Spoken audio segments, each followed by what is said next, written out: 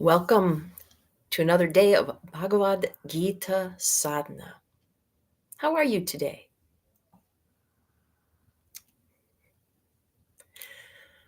We're going to explore, instead of just an individual chapter, a theme that's kind of overarching in this second part of the Gita, because it may help you find your path in the spiritual and material worlds.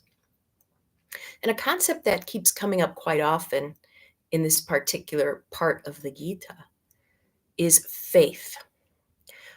In Sanskrit, the word is Shraddha. And once again, it's different.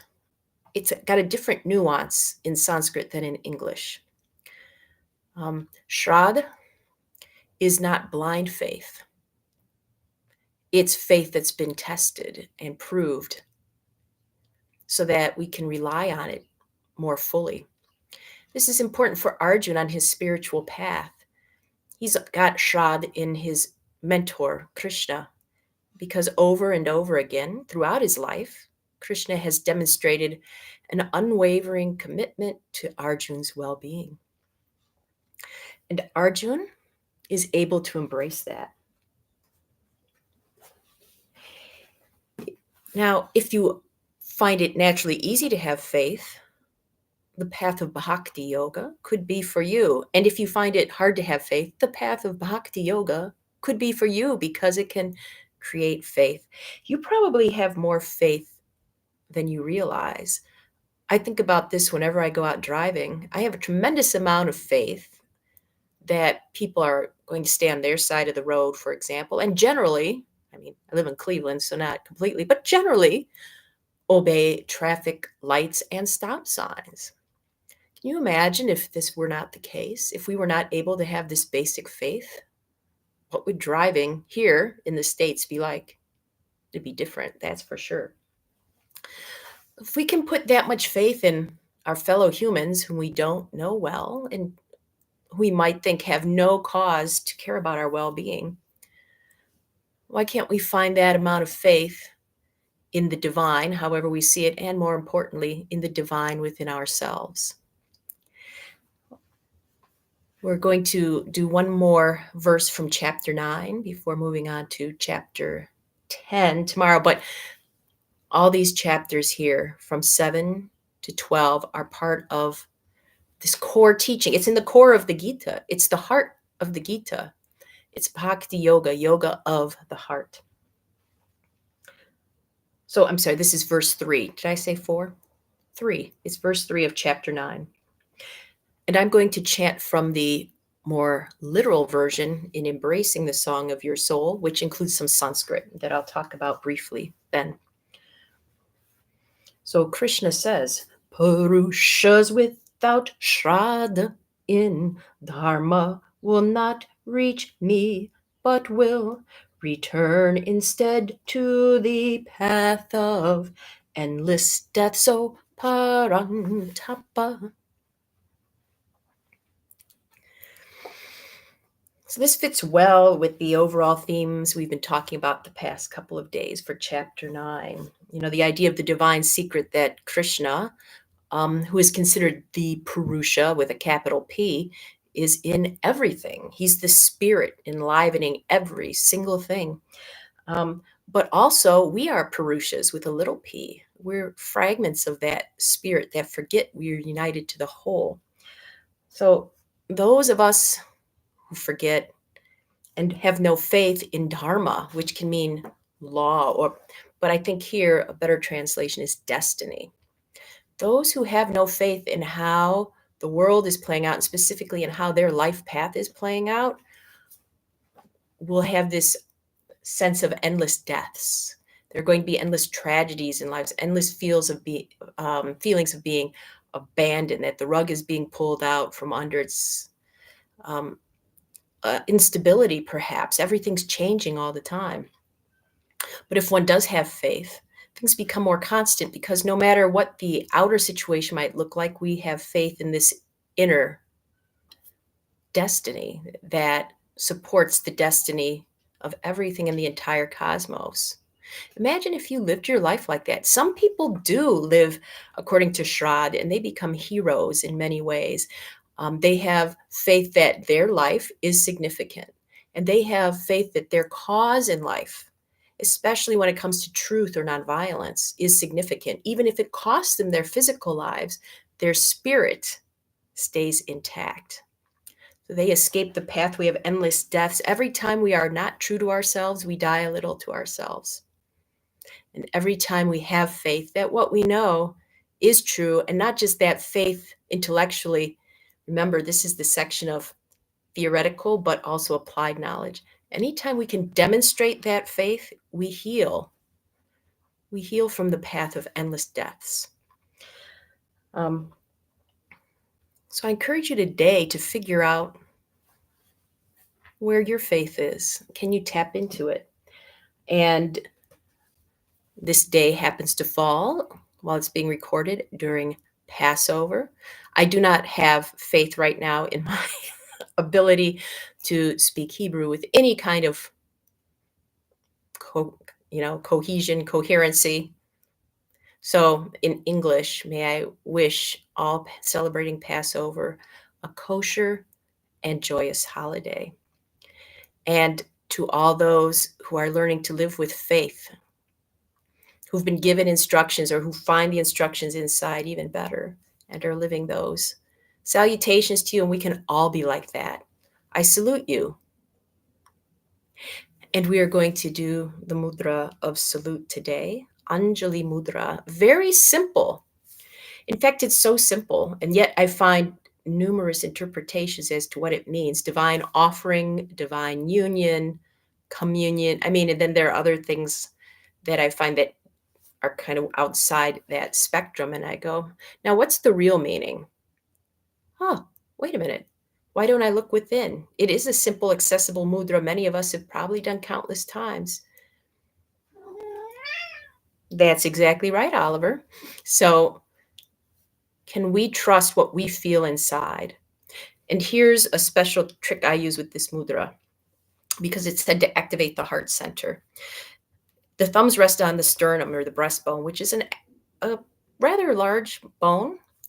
So, where exactly? And this develops faith in yourself. If you take your thumbs and rest them right against the sternum and then slowly move the thumbs up and down, there will sometimes be a spot that feels a little different and that feels just right. And even if you don't have a physical sensation, just notice where your hands want to be. And then notice, do you have doubts about it? Can you trust? Can you have faith that with this simple gesture, you can access something higher? I have faith in you, and so does Oliver. Oliver, I don't have faith in I have faith in Oliver running out. So let's practice. We'll go out for the balance pose, and I'll be back for the meditation. Sorry you have to look at my pants. Have faith that I'm still here.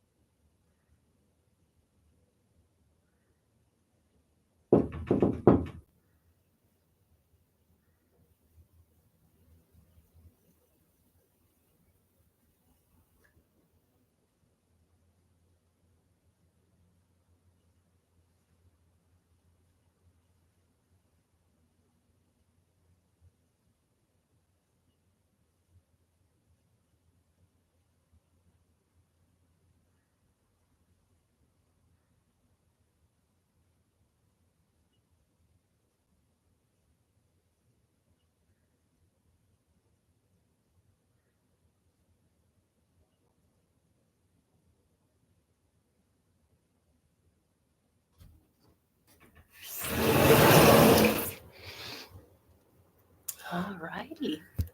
You get to watch the watcher now, perhaps, as we set up for our meditation. See you in 5 minutes. Try Anjali mudra, placing it where you feel it to be the best spot. Here, keep my eye on you.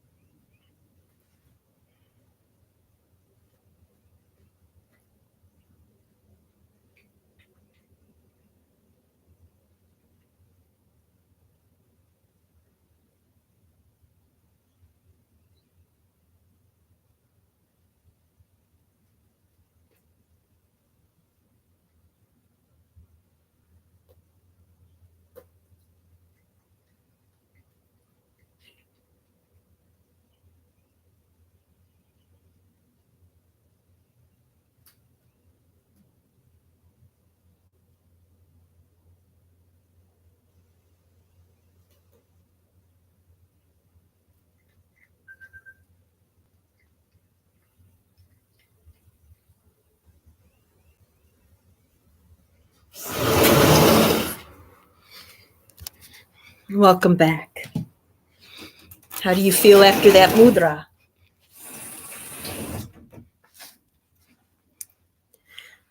Whatever you're feeling and however you did that mudra, I have faith that it was just as it was meant to be. I have faith in you. Today, dedicated to all those who demonstrate their faith. What faith do you have? What do you truly believe? And can you live it today? I hope so. And I hope you will return tomorrow so that we can reconnect. Until then.